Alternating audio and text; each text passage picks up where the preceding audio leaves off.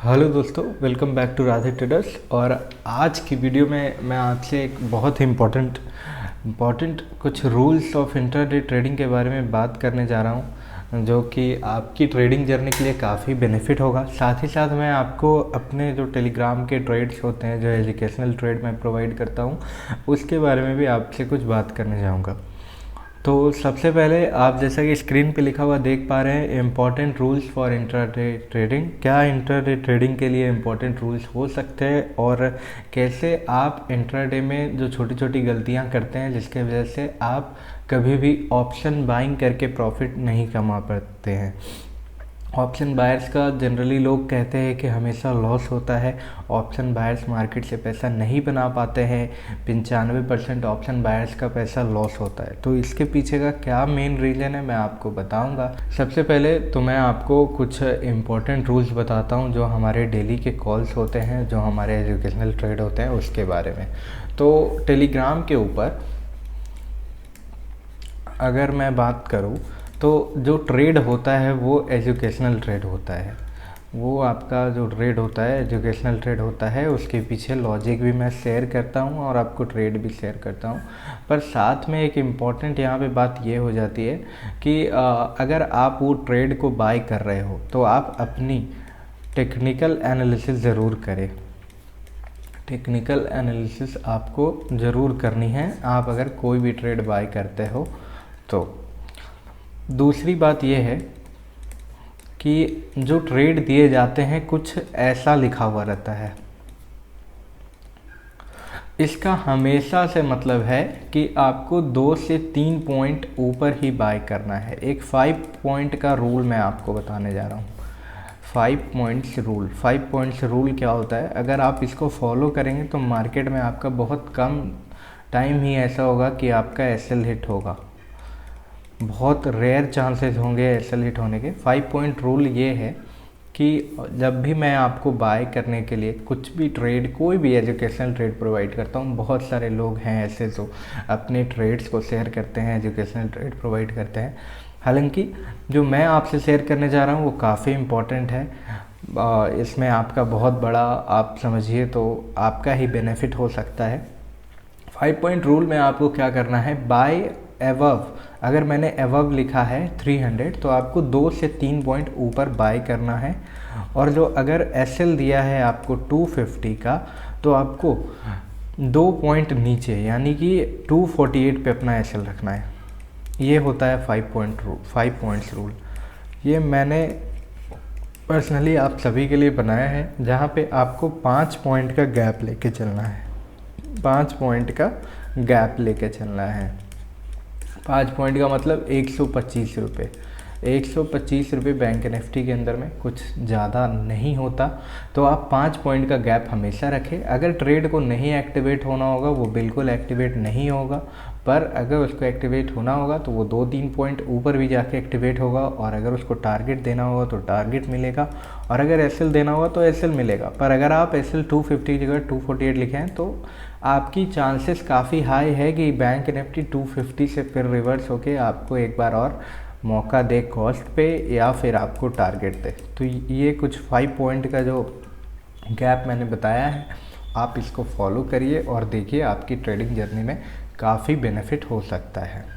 तो सबसे पहले मैंने आपको बता दिया कि टेलीग्राम के ऊपर एजुकेशनल ट्रेड के अंदर आपको टेक्निकल एनालिसिस करना है, तभी आप कोई ट्रेड को एग्जीक्यूट करना है। आपको अपने फाइनेंशियल एडवाइज़र से बात कर लेना है कि जो मैं ट्रेड ले रहा हूँ उसके पीछे मेरा क्या लॉस हो सकता है, क्या प्रॉफिट हो सकता है, ये सब कुछ आपको पता होना चाहिए ऑप्शन ट्रेडिंग के अंदर में। दूसरी बात, एबव 300 वाली जो मैंने 5 पॉइंट्स का आपको रूल बताया है, आपको उसको बिल्कुल याद रखना है। चलिए बात करते हैं और क्या इंपॉर्टेंट रूल हो सकता है। तो 2 चीज़ें आपको बिल्कुल समझ आनी है। तीसरी आपकी ये चीज़ होनी चाहिए कि जब भी आप ट्रेड करते हैं तो अपने रिस्क को रिस्पेक्ट करिए। ठीक है, रिस्पेक्ट योर रिस्क। अब ये बहुत एक बड़ा फंडा है रिस्क को रिस्पेक्ट करने का। जैसा कि अगर आज सुबह होता है 9:30 में, अगर आप अपने लैपटॉप के सामने बैठ जाते हैं, ठीक है, और आज के दिन आपने 1500 2000 जो भी प्रॉफिट कर लिया, तो क्या आपको पूरा दिन ऐसा लगते रहता है उसके बाद कि और ट्रेड ले लूँ, एक और ट्रेड लूँ, या फिर रात में भी आपको लगता है कि कब सुबह हो और कब मैं ट्रेड लूँ? अगर ऐसा आपके साथ होता है तो इस कंडीशन में आपको फोमो है ट्रेडिंग का। ओके, आप जो है वो एडिक्टेड बन चुके हो, आप एडिक्टेड बन चुके हो ट्रेड करने का। आपको बस ट्रेड लेना है। तो जितने भी ऑप्शन बायर हों या ऑप्शन सेलर हों, आप अगर देखो बायर की बात करूं या सेलर की बात करूं, दोनों लोग कभी ऐसा नहीं करते। अगर आपको एक सक्सेसफुल ट्रेडर बनना है तो आपको अपने रिस्क को रिस्पेक्ट करके चलना होगा। ये नहीं देखना होगा कि अभी 1500 रुपये कमा लिए तो और एक ट्रेड लेके इसको 2000 कर लूँ। इस तरीके का माइंडसेट आपको बिल्कुल नहीं रखना है। मार्केट से जो आपको मिला उसको रिस्पेक्ट करके आपको अपने घर चले जाना है। तो रिस्क को रिस्पेक्ट करेंगे आप तब जब आपको सारी चीज़ें कैलकुलेटेड होंगी। क्या होंगी? कैलकुलेटेड होंगी। अब आप कैलकुलेट कैसे करेंगे वो मैं आपको सिखाता हूँ। जैसा कि आप अगर आज के दिन 1500 रुपये का प्रॉफिट मार्केट से बुक कर लिए हो तो आपकी अभी PNL में आपको एक 1500 ग्रीन कलर का प्लस में दिखा रहा होगा 1500।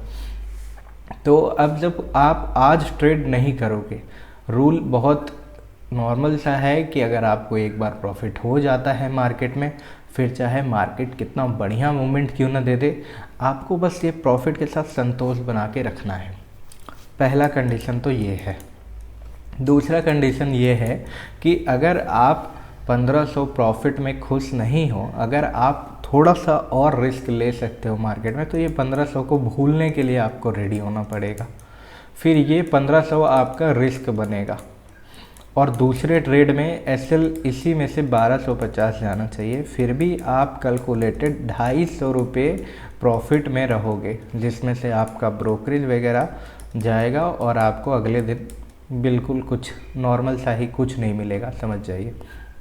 तो अगर 1500 रुपये आपने प्रॉफिट किया है, एक लॉट की मैं बात कर रहा हूँ, तो अगर आप, पहला कंडीशन तो ये है कि आप कोई ट्रेड ना करें, कोई भी ट्रेड ना करें, ट्रेडिंग को क्लोज करें। और दूसरा ये है कि आप अगर रिस्क लेना चाहते हैं तो यही पैसा 1500 को ये कभी मत सोचिए कि ये 1500 मेरा 3000 हो जाएगा इस बार जो मैं ट्रेड लूँगा।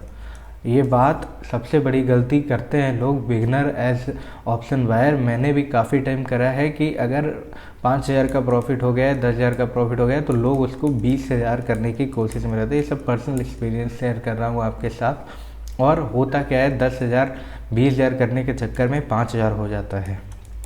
समझ में आ रहा है? तो अगर 1500 आपको मिला है तो आप उसको 3000 करने की कोशिश कर रहे हैं तो आप कर सकते हैं, पर आपको वही 1500 को अपना रिस्क लेके चलना होगा। और उसमें से अगर SL जाता है तो आपको बहुत खुशी खुशी ये 250 रुपये को एक्सेप्ट करने आना होगा। ठीक है, तो ये हो गया हमारा फर्स्ट और सेकंड। थर्ड कंडीशन भी है इसके अंदर। थर्ड कंडीशन क्या है कि अगर आज आपने 1500 रुपया एक ट्रेड से बाई किया है तो कल आपको आना है मार्केट में फ्रेश मूड से। बिल्कुल आप फ्रेश मूड से आएंगे मार्केट के अंदर में, और आप पहले ही 1500 रुपया कल प्रॉफिट बनाए हैं, तो एक आपको अंदर से पॉजिटिविटी तो रहेगी मार्केट में, मूड आपका अच्छा रहेगा, आप खुश रहेंगे।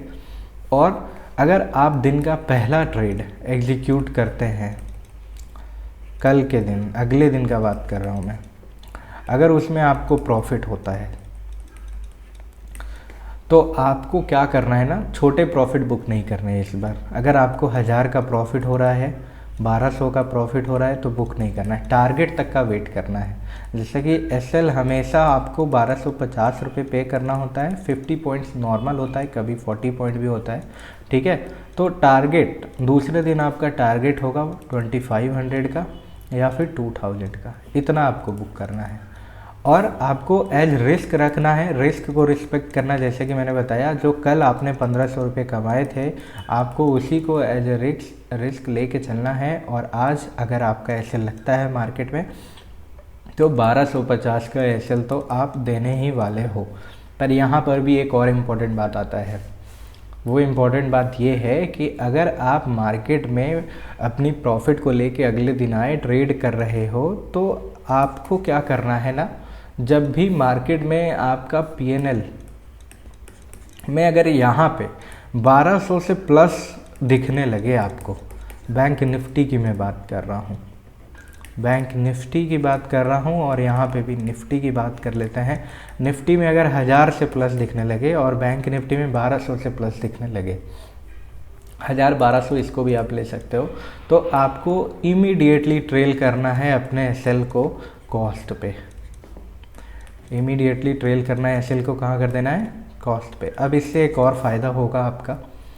सबसे पहली बात कि आप जब प्रॉफिट एंड लॉस को जो आपका चल रहा है वहाँ पे जैसे ही आप 1200 का प्रॉफिट देखते हो, आप अगर बुक कर लेते हो तो वो तो आपके खाते में जुड़ जाएगा, ऐड हो जाएगी। पर अगर आप बुक नहीं करते हो, एसएल को ट्रेल करते हो कॉस्ट पे, तो इसका ये मतलब है कि अब आपका नुकसान जो है ज़ीरो हो गया है, लॉस को आपने ज़ीरो कर लिया है। और ये सबसे बड़ा बेनिफिट होता है स्टॉक मार्केट में। यहाँ पे चित भी आपका है, पट भी आपका है। आपने नुकसान को ख़त्म कर दिया है। 1200 का प्रॉफिट आपको हो रहा है, पर आपको मार्केट से कुछ ज़्यादा ही एक्सपेक्टेड है, जो कि करीब आपको 2500 का टारगेट आप लेके बैठे हो। एसएल आपका कॉस्ट पे ट्रेल है, आपको कोई भी परेशानी नहीं है। अगर मार्केट आपका आके एसएल हिट करता है, आप चुपचाप से ट्रेड से निकल जाना, अगले दिन ट्रेड करना, नेक्स्ट डे के लिए वेट करना। और अगर मार्केट आपके टारगेट को हिट करता है, अगर 2000 दे देता है, 2500 दे देता है, तो इमीडिएटली प्रॉफिट बुक करना। फिर 2500 को 5000 करने की कोशिश नहीं करनी है मार्केट में। मार्केट को सब पता है। ओके, तो ये बहुत ही एक इम्पॉर्टेंट रूल है, जो आपको लोग पैसे दे के आपको इसके लिए पेड करना पड़ता है। लोग आपको ये प्रीमियम क्वालिटी की नॉलेज है जो मैं आपको दे रहा हूँ। इस तरीके से आप मार्केट में प्रॉफिट बना सकते हैं। बस आपको क्या करना है, इन चीज़ों को फॉलो करना है। इंट्राडे का सबसे इम्पोर्टेंट यही रूल है कि जो आपका कैपिटल है, कैपिटल को बस आपको बचा के रखना है। Capital saving is important in intraday. अगर आपने अपनी कैपिटल को ही बचा के रखा है तो आप इंट्राडे में लंबे समय तक टिक पाओगे।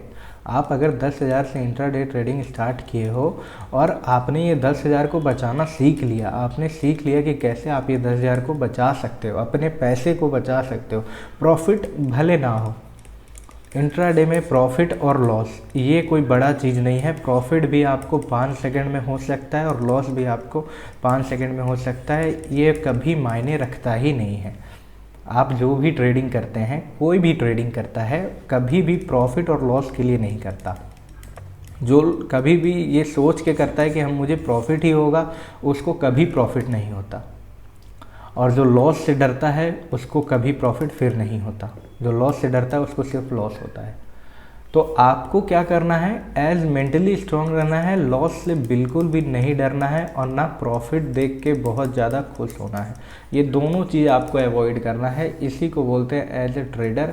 ट्रेडर को एक डिसिप्लिन में रहना चाहिए। डिसिप्लिन ट्रेडर ही मार्केट में सक्सीड कर सकता है, सक्सेसफुल हो सकता है।